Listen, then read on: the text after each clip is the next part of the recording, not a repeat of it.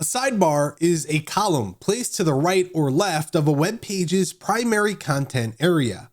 They are commonly used to display various types of supplementary information for users. 8 of the 10 most popular sites on the web use sidebars in some shape or form. The primary advantage of incorporating a sidebar into your website's design is that it remains visible as users navigate throughout your site. This enables you to make key information and features readily available at all times. You can include a sidebar on just about any type of website. However, they're especially useful in a couple of different situations in which users may benefit from extra guidance. Here are 2 we feel are worth mentioning. Number 1, content-heavy websites. The more content you have, the more complicated it becomes to navigate your website. You can use a sidebar in this situation for including links to social media or sharing buttons, showing your email sign-up form where users won't miss it, displaying links to related posts and pages, showing off your most popular content, and adding a search bar that's easy to find. A sidebar can help users find opportunities for engagement where they might otherwise be missed, encourage subscriptions and therefore returning visitors, and improve navigation to keep readers on your site longer. All of these outcomes benefit your site and can boost any revenue you generate from it. Number 2, online stores. Websites don't get much more complex than online stores. The more products your e-commerce site offers, the more pages it's going to include. This makes sidebars all the more useful for including elements such as related products and past purchases, add to cart buttons, buyer reviews and ratings, ads for special deals or promotions you're running, and a shopping cart view so customers can keep track of their running totals. One common issue with e-commerce website design is that it involves a lot of clutter.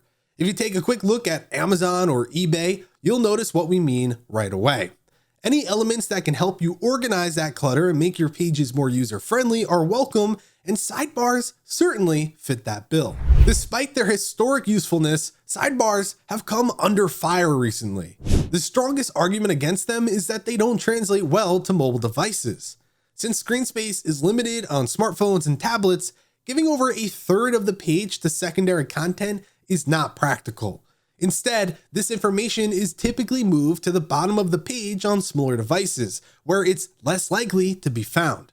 Considering mobile traffic now accounts for more than 51% of internet usage globally, this is a significant issue for web design. In response, some sites have opted not to use sidebars at all. While this makes sense, it also means that these sites can't take advantage of the benefits this layout provides. One option for dealing with this is to hide your sidebar on mobile devices.